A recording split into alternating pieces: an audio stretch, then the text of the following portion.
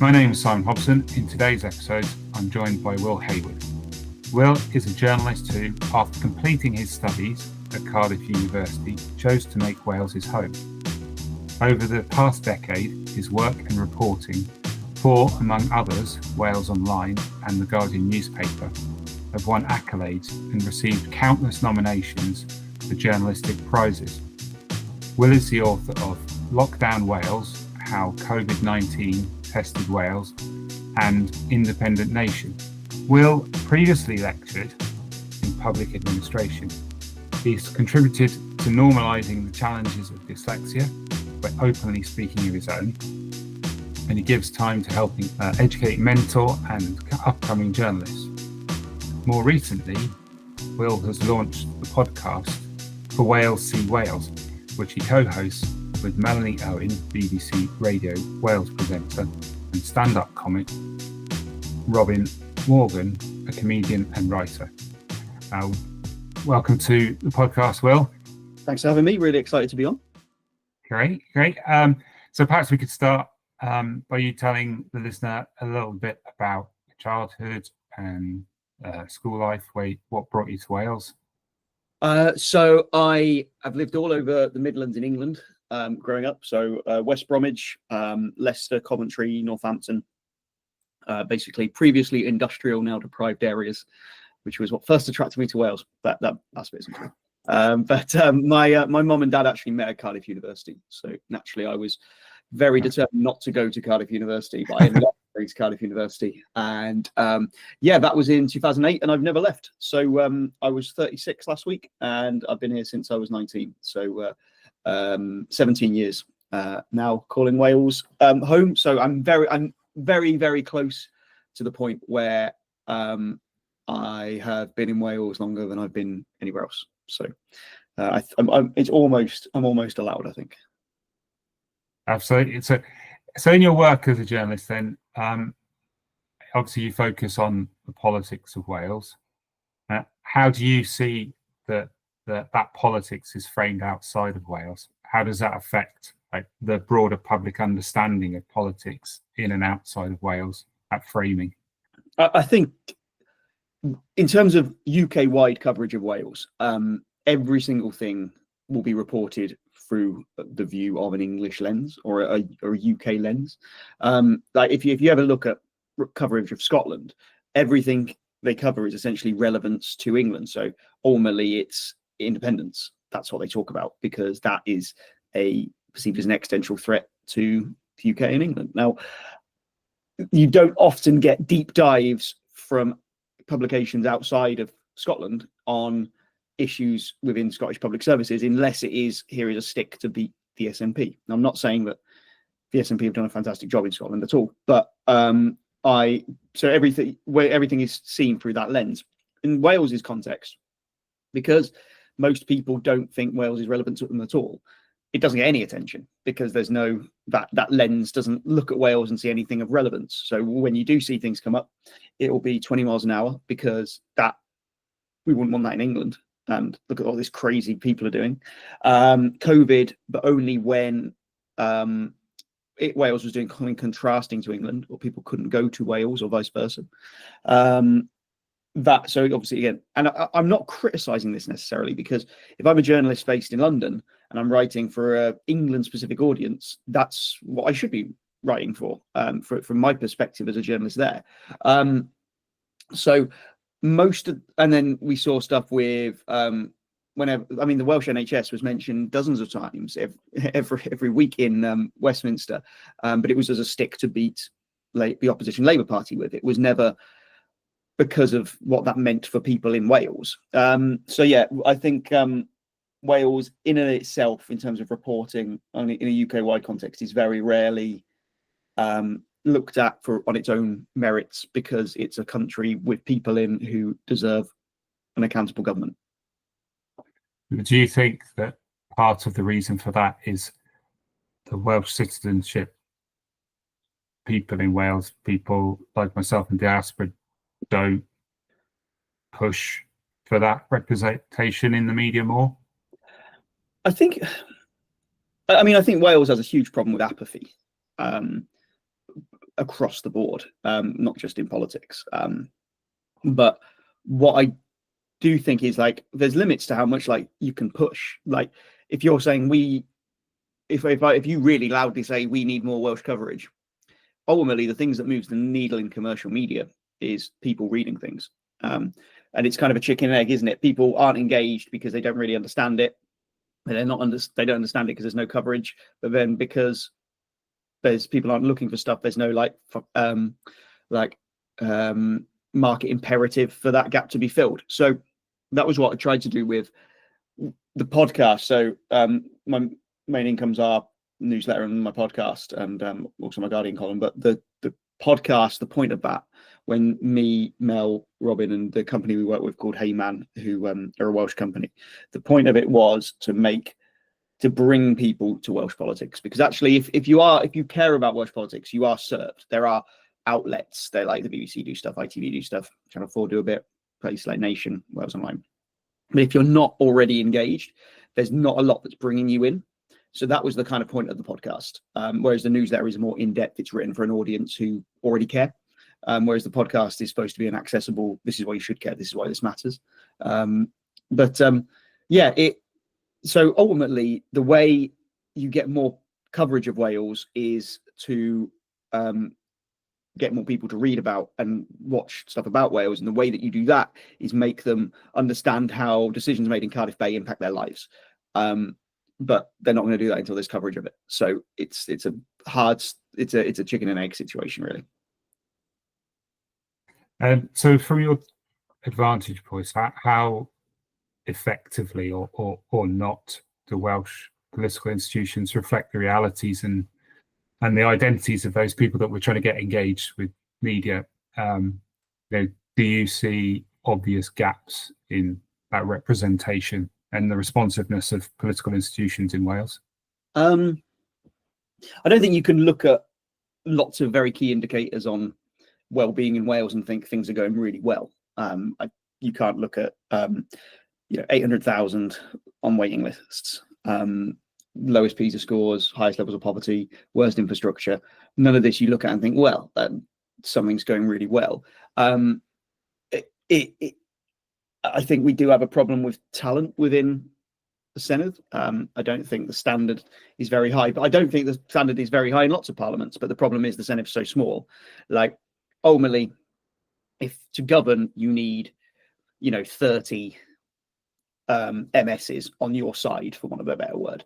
And if you only need 30 and your cabinet is 20, like if the kind of bottom of the third quartile, if the bottom like 40% of people in a party are getting into cabinet, that doesn't necessarily mean that you're going to have the best quality candidates. Now, there are some very, very talented politicians, and there's a lot of very principled politicians in the Senedd across all parties, actually. But ultimately, even if they were incredible and they were like perfect, like they were like robot politicians who were like amazing, they were incredible, they would be limited in what they could do because of the levers that are at their control. Like Wales's borrowing powers are less than councils. It's pretty poor in what they can actually do. So we don't have the best standard politicians. We don't have many of them. The ones that are in power don't have many levers at their control. Doesn't mean that a lot of this we don't need huge constitutional change, I believe, to see some improvement. I think there's still a lot of things that a bit of drive and a bit of ambition could do better. But ultimately, I think the ceiling of how well we could do in Wales under the current system is pretty low. Yeah. So you talked there a bit about the talent and effectively the brain drain of Wales. I think the organisation Global Welsh recently did a survey of diaspora and found there was about 3 million individuals that consider themselves Welsh or Welsh related. And obviously many of them have got money and skills that they want to put back into Wales. There's also, currently this UK EU deal and potential for, Erasmus scheme to come back to youth in Wales. But the issue of youth migration out of Wales, either for education and jobs, is a massive problem. And have you identified why the politicians in Wales and Westminster consistently fail to address this issue? And like, unlike the Irish, who do it so well, why do you believe Wales fails in connecting to successful Welsh citizens from across the globe, like the diaspora, as I mentioned, who could bring new business skills, fresh ideas, and cash into Wales?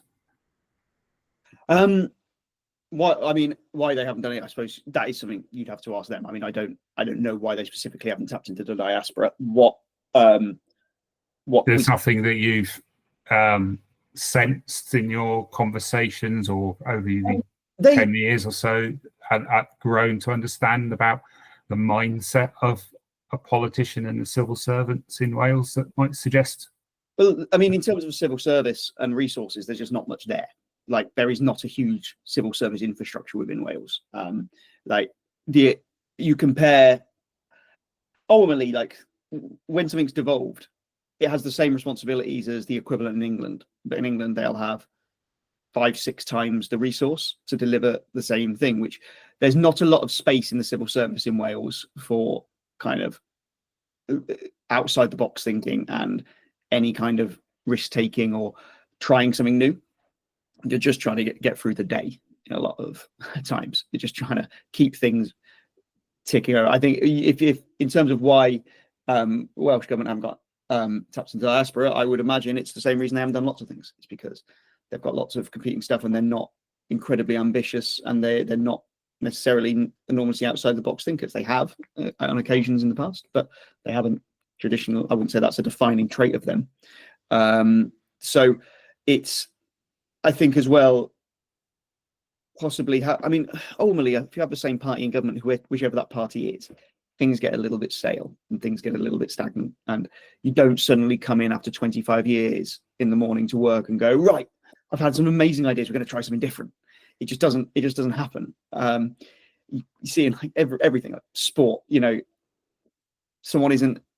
tend not to see someone suddenly manage a club for 7 or 8 years and then suddenly everything changes. It just doesn't, because you get set, and actually that's the point of democracy, is there's churn and there's movement. And even within that Labour group, you've got so many people. I mean, a lot of stepping down this for the next election, but some have been there since the dawn of devolution. So it's not necessarily an influx of new ideas. So I would imagine on that point, it's the same reason they haven't thought outside the box on lots of things.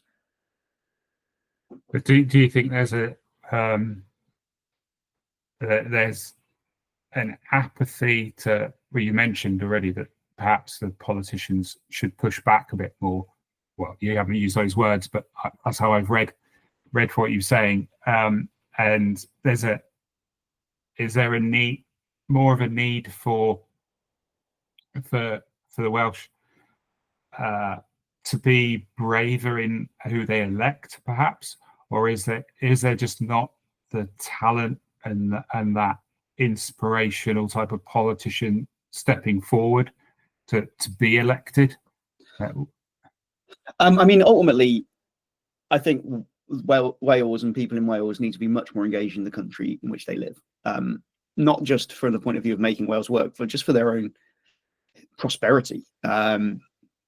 There is, and we talk about apathy, and it's lots of the reasons for political apathy in Wales are the same as the political apathy in England. Like, Wales is quite poor, has large areas of deprivation, large areas of poverty. We see in England and in Scotland that those areas tend to be less politically engaged. So I don't think there always has to be a kind of Welsh answer to it. But obviously, when you come to things like identity and stuff like that, some people, especially of a certain generation, are not enamored with devolution even as a concept. So most people in Wales do support devolution, but a lot don't, and they don't engage with it. And then you kind of get what you asked for. But that's the same with like local government in lots of parts of the UK as well.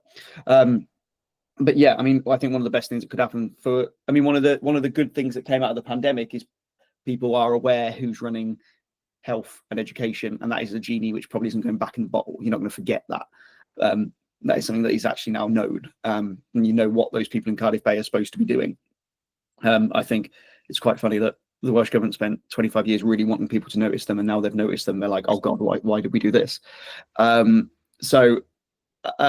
Yeah, a much more, one of the best things that could happen to Wales is having a properly engaged populace, but also equipped to be able to make those informed decisions. Like, I think political literacy in in the UK as a whole is terrible, and that means that people are very open, kind of sitting ducks for politicians on whatever side of politics want to just say something which sounds and feels nice, to hoover up votes, not necessarily with anything meaningful underpinning it. So one of the things just coming out of what you said there that popped into my head was, so I'm speaking to you from Quebec, and today is Patriots Day, where in the 1840s the Quebecois rose up against the then rule of the British. And what you see here in the political sphere is, regardless of your political hue, everybody's very passionately Quebecois. And I know that Welsh people feel Welsh. But there tends to be, from what I've seen, a great deal more in Quebec, a great deal more of putting Quebec ahead of the politics. And whether you come from the right or left, you always, that politics aimed in the sense of how it's going to benefit Quebec. Whereas I've noticed that in Wales, the politics are still very tribal, in that you stand by the Labour Party, you'll stand by the Conservative Party first and foremost, and you put Wales second. Is that a correct observation from my view as you see it, or not? I wouldn't think many people. I think you're right in that. Firstly, people in Wales absolutely feel Welsh. I mean, it's a minor miracle of history that Wales still exists. And that's down to strength of this feeling of Welshness and what Wales is. I don't think many people think, oh, I support X, Y, or Z party to the detriment of Wales. I don't think that would ever be a conscious thought process. But I do think that, because ultimately, no. I think because for most people in Wales, and I'm not saying this is a bad or good thing, but for most people in Wales, it's a part of Britain. And actually, you vote for the party in Westminster because what's good for Britain will be good for Wales. There's not a kind of seen as an either or, and I don't know if it even needs to. Well, it shouldn't have to be if things were functioning properly. But you do, I think in Wales, you do find that people are very. I do think there needs to be more of a collect. I mean, one of the differences with Quebec and I mean, there's so many similarities between Quebec and Wales. Different language, surrounded by English speakers. Although French speaking in Quebec is much more widespread than Welsh speaking in Wales. But I also think part of the thing is Quebec is one of, how many provinces are there in Canada? I can't remember off the top of my head. Is it like 13, 14? Yeah, I think it's 10. I think it's 10 provinces and cool 3 territories. Yeah. So, but as a proportion of that, Quebec's quite big.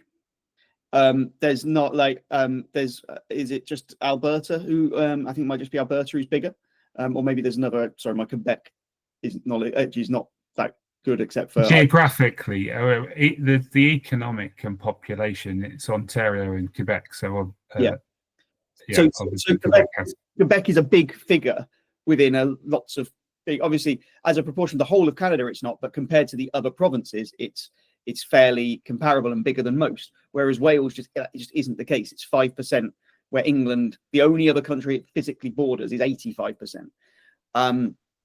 The realities in Wales are different. Like what happens in England has such an other, and also because in Canada people are so, whether stuff is, I know it's not devolved, it's reserved, but the distinction between federal government and provinces in Canada is so defined and so ingrained in the political makeup, whereas in Wales it just isn't, especially for people who've spent most of their life not living under devolution, and they're the people who are more likely to vote.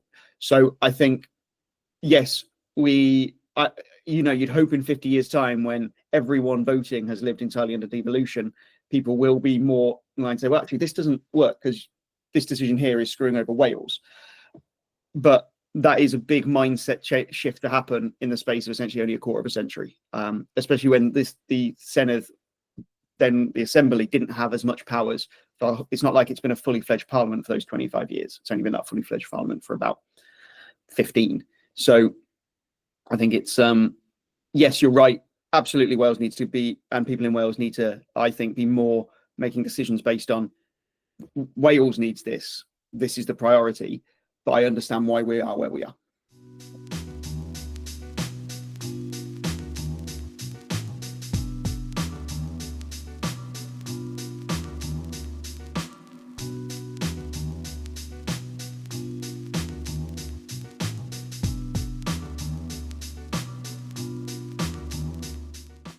So going back to the media and the sort of media ecosystem, have you knowledge on how that ecosystem helps or hinders that development of the self-confidence and that political discourse in Wales?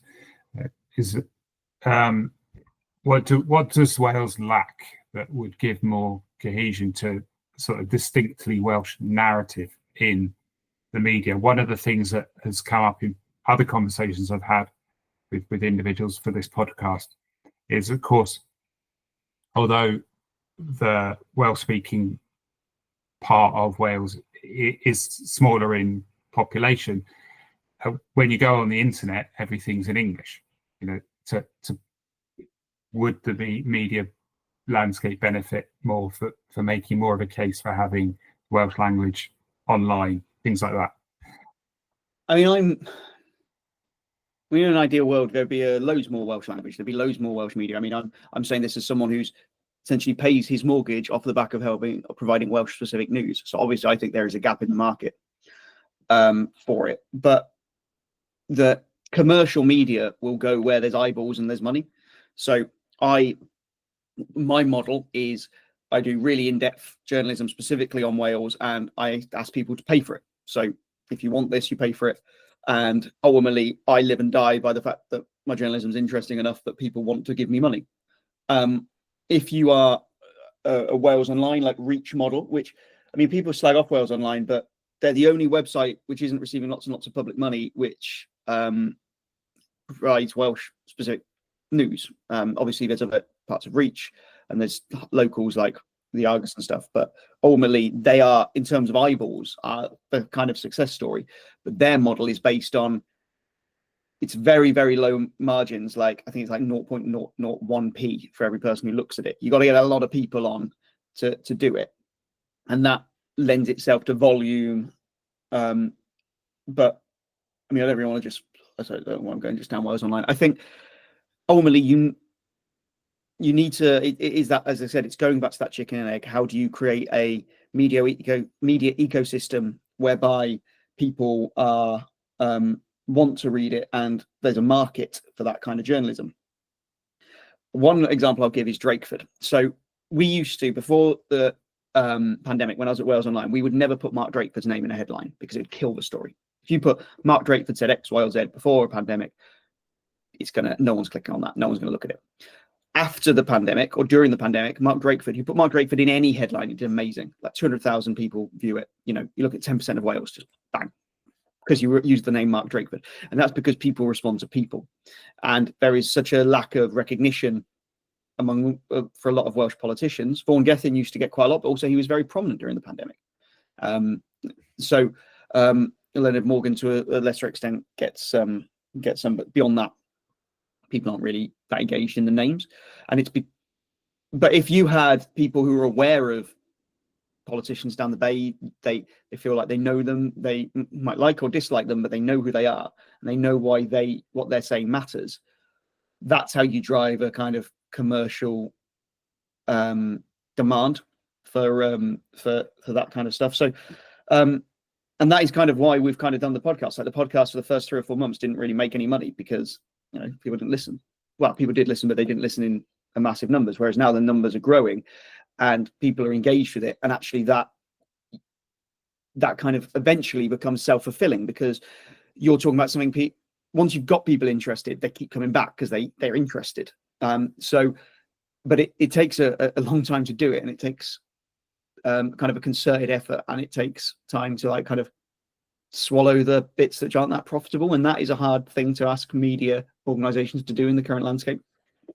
But I mean, the future of media UK wide, well, worldwide, is changing massively. Like, I wouldn't have really been able to do what I'm doing now 5-6 years ago. It just wouldn't have worked. But now it's kind of a brave new world, and in a way that's really exciting.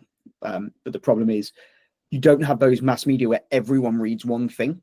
And it used to be, if the BBC started doing loads more Welsh coverage, that's what everyone would be looking at. But now that isn't how people, I mean, nobody under 30 is really watching TV in a traditional way. It just isn't how they absorb their news. So yeah, I think in a way there's an opportunity in Wales. I know this is a very long answer to your question. In a way, there's like a massive opportunity, because people quite like things that are specific. Specifics do well now, like talking specifically about something, because you'll have a super engaged audience which are willing to like either pay or give it their attention. The struggle is like generalists. If you're speaking in generalities about general news, coming a bit here, bit here, bit here, it's very hard to make that work commercially. So I think in some ways there'll be more coverage of Wales in a specific way, but it won't necessarily have the cut through that historic media would have done. So yeah, I mean, I think that's one of the areas that perhaps the diaspora could be more engaged with, but that's for others to make that analogy and to make those connections. So with what you're sort of saying there about the politicians not being recognised, and maybe that not driving as much media traffic towards certain stories that should receive more attention, you know, there are those from across the political spectrum who would say that sort of designed, and some would argue that the Senedd is a dysfunctional mess. And you sort of talked a little bit about how perhaps it could do with some more ambitious and talented individuals in it, to tidy that up a little. But how has the devolution settlement constrained or embedded Wales to, you know, in developing its own political culture? We sort of still tethered to the gravitation of Westminster and the antics of Westminster, the way that Westminster politics behaves, rather than carving out a distinctly Welsh identity for politics? Yeah, I suppose a few things there. I think we have, although I think there's a lot of issues with the Senedd, I think the conduct and the discourse in the Senedd is often better than what you see in Westminster sometimes. I'm not saying, God, if only we were more like Westminster, absolutely not. But I think when devolution was set up, it was viewed so much through, I mean, and perhaps understandably, because everyone else had lived in that kind of Westminster system. So we've got this kind of quite dominant capital, which has got a lot of power, and other parts of the country feel like they get underinvested in and get no attention. I mean, that probably has been since time immemorial of having capital cities and stuff like that. But so in terms of sorry, repeat that last bit of the question. So it was yeah, there were more, so I was really sort of trying to delve into with the constraints of the devolution settlement. Yeah. So yeah, I totally. So devolution in some ways is the worst of all worlds, because it said to Westminster, "Oh, Wales deals with health. Wales deals with all this. There you go. Go over there. Go and do it." But then leaves them completely unable, in terms of a lot of the levers they have, to do it well, or do it in a way which isn't just a smaller version of what happens in Westminster. I mean, ultimately, the way the Barnett formula works is crazy. It's just bizarre. I mean, every single bit of funding Wales gets is done, and whether funding is reduced or whether funding is increased is based on the perceived requirements of England. Like, I remember in the morning of the budget, when the Chancellor would announce the budget, I would ring the Welsh government and say, "What does this mean for Wales?" And they go, "Well, we don't know either." They find out when we find out. And the fact that you've got huge areas of entrenched poverty and poor productivity and stuff. And actually what you need is 10 years planning and funding. You just find out every year whether you're going to get more or less money, which is just, as I say, you could have the most talented politician in the world. That isn't really going to work. I think the illogic of devolution as currently constituted is just so obvious. It's painful. You can't, I mean, the fact that Wales has some things and Scotland doesn't, I understand it from a historical point of view, why things like justice aren't devolved, because Wales didn't have a separate, in the midst of time it did, but the last 400 years it hasn't, whereas Scotland has. So I can understand why there are those differences. But ultimately, what the system should be is, if we accept that devolution is a thing and we think that the separate nations of the United Kingdom should have a degree of autonomy to make decisions, you are setting them up to fail if you don't also equip them to be able to do that. And I think Wales is set up to fail, because if you were sitting in Westminster and you thought, right, where do we need to put resources to try and have a more equitable and socially just society, you'd have to put a lot more into Wales over an extended period of time. But it's kind of, because of devolution, they can kind of devolve and forget. It's that phrase, isn't it, that you don't need to think about Wales if you're in Westminster, because there's a Welsh government. They'll deal with that. But they clearly aren't. So no, but, and obviously this is your you don't know the exact answer to this question, but do you think that setup was just an oversight for the rush of getting the votes through back in 96 and set up, or 97, sorry, and then and the assembly as was set up, or do you think there's something more malicious there, where Westminster purposely has designed these devolutionary parliaments to not be able to function? No, I mean, I think when Labour set up devolution, they thought they'd always be in power in Scotland and Wales. I don't think there was I think, again, it's the problem Wales always has, it's apathy. I just don't think much thought was given to it. I don't think there was a kind of plan in Westminster saying, how are we going to keep these Welsh poor? Let's do this, this and this and make this ridiculous system. It was an afterthought. It was the Scots were getting devolution, Wales narrowly voted, so Wales got devolution, but it was Wales, so we won't have all of that stuff. That would be too much. So give them this and this. There wasn't a grand plan. And no one can look at this and think there's some kind of master plan behind it for good or evil. It just isn't. It's just a hodgepodge fag packet like crap. Yeah. It just doesn't work. It's a completely terrible way to govern a country. So it needs rationalizing, it needs to be made more sensible, it needs to be geared up to work. But I very, very rarely buy into malicious kind of anti-Wales planning. I think that gives too much credit for how much people think about Wales in Westminster. I just can't imagine them giving up enough of their time to concoct a master plan. It just doesn't occur to them. So one of the things that, although as we've already talked about here in Quebec, a great deal of the foundations are within the Canadian state, as it were, within the federalised system or the confederalised system. So Quebec had a sense of itself from the outset, but until the 1960s, with what was termed as the Quiet Revolution, many of those things that Wales are struggling with now, particularly things like economic control, setting budgets, retaining the budget. One of the things, like you talk about the Barnett formula, the fact that the money has to go back every year rather than being held. So if you're a sensible government that's saving and managing your economy well, you don't profit from it in Wales. Now that's something that the Quebecois got extremely fed up with, hence why they had their Quiet Revolution. They got control of all their energy. They're now one of the biggest hydro producers in the whole of North America, and they export a lot of it to the US, which makes them a great deal of money, which has allowed them then to put money into social schemes and so forth. I find it strange and concerning, and I know there are those in the political sphere that are pushing for these things, but there doesn't seem to be that groundswell of every single person in Wales saying, well, yeah, this is like the way we should be going. This is the just way for us as a nation. Is that just apathy, or is there something more there?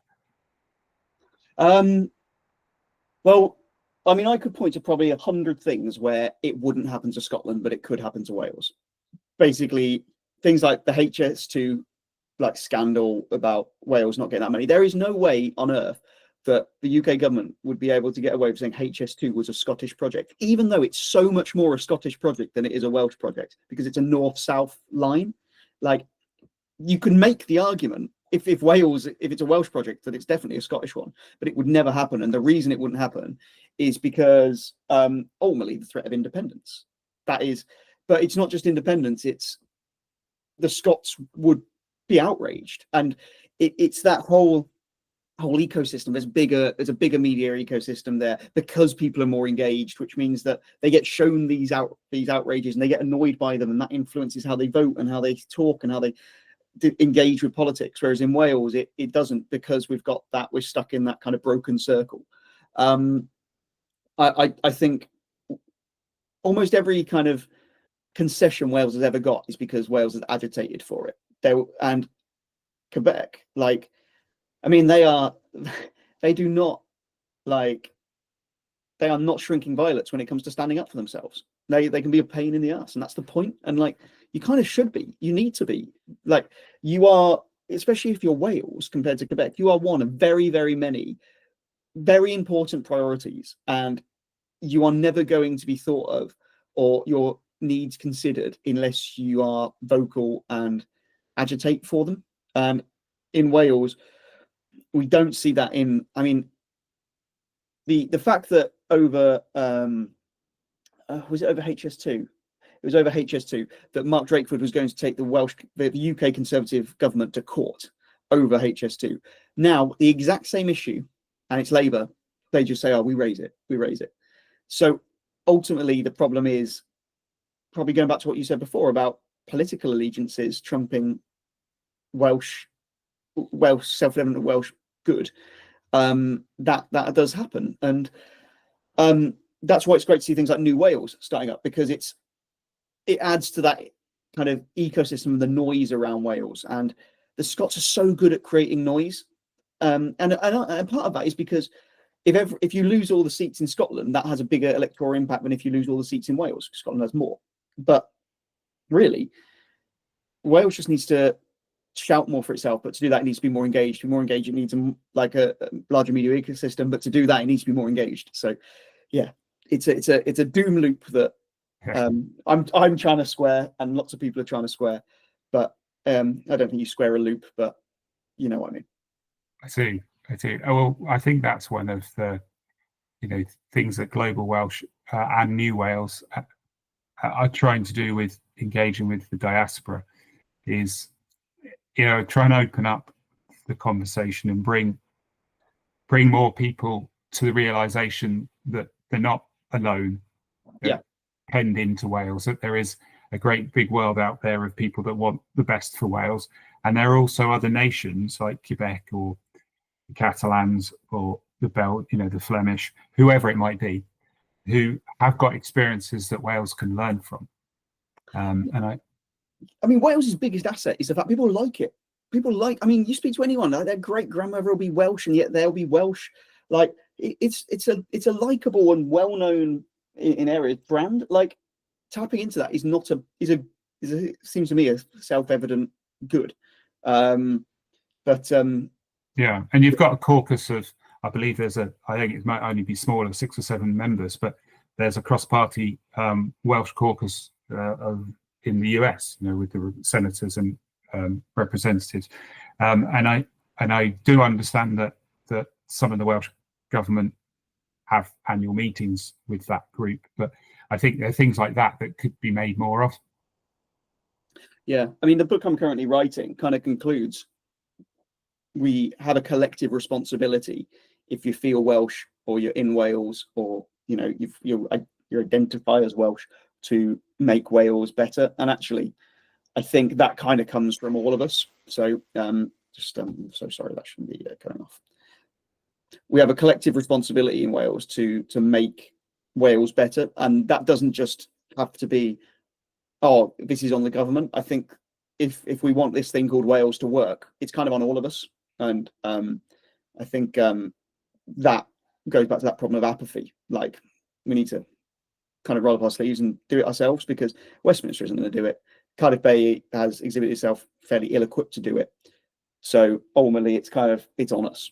But that still requires leadership and stuff. So, but yeah, I agree that no, given the situation, there shouldn't be any stones left unturned in trying to make things better. So is there one political reform that you believe is so urgent for the survival or flourishing of Welsh democracy that needs to happen, like right here and now? I'm really loath to like put forward simple solutions to complicated problems. I genuinely think that a change in the Barnett formula and how Wales is funded to be based on need rather than population is so desperately needed, and would at least put Wales in a better position to be able to fix its own problems. So if I had to pick something, I'd say need to sort the Barnett formula out. Yeah. So just sort of concluding then, where would you ideally like to see Wales in 15 years from now? Whether that's changing mindset, economically, media landscape. What's your view on that? Ultimately, when I wrote the book on independence, I said I'm not persuaded by independence, but I totally could be. I just want whatever is going to work best for Wales. I'm not convinced by independence at this point, because I don't think a lot of the questions I'd want answered are answered. But I think what would be amazing is to have Wales in a position where Wales is doing so well, but actually independence, getting Wales to a point where it's ready to be independent should be the aim of everyone in Wales, because the best argument for an independent Wales is a functioning Wales. Now, obviously, many people will say, well, Wales can't achieve that potential until it's independent. But I don't really accept that you can't make things better until you're independent. I think there's a lot of low-hanging fruit that you can still cultivate. So, long-winded answer to your question, I would like people to be much more engaged with this thing called Wales and be pulling in a direction to make it better, however that looks. Thank you. So obviously you've got your podcasts, and you just mentioned that you're currently in the process of writing another book. Is there anything else you're up to? What's that good book going to be called? Or have you got a working title yet? So there's so much happening. I'm so tired. Well, that's good. That's good, isn't it? The book is called Who Cares About Wales? And that's the failings of Westminster, Cardiff Bay, but also of us in Wales ourselves. It isn't a miserable book, though, contrary to how it sounds. The podcast is called For Wales, See Wales, which is a play on the For Wales, See England in the Encyclopedia Britannica in the late 1800s. The newsletter is called the Will Hayward Newsletter. That is like basically the front page of my journalism. And then there's my Guardian column, which looks at Welsh issues, but for a broader UK and beyond readership. So yeah, I mean, it's there's lots going on. It's fun. It's a bit tiring, but yeah, I do feel like I have to practice what I preach. I can't sit here and go, oh yeah, people in Wales need to be much more engaged with Wales, and then not do that. So that's one of the reasons why I've never pursued journalism outside of Wales, because I think seeing Wales as just a stepping stone to going to London is a shame. Diolch yn fawr to today's guest, Will Hayward. If you enjoyed this episode, be sure to subscribe and stay tuned for more conversations with people who want to build the future of Wales. And do go and find, like and enjoy new.wales across all your favourite social media channels.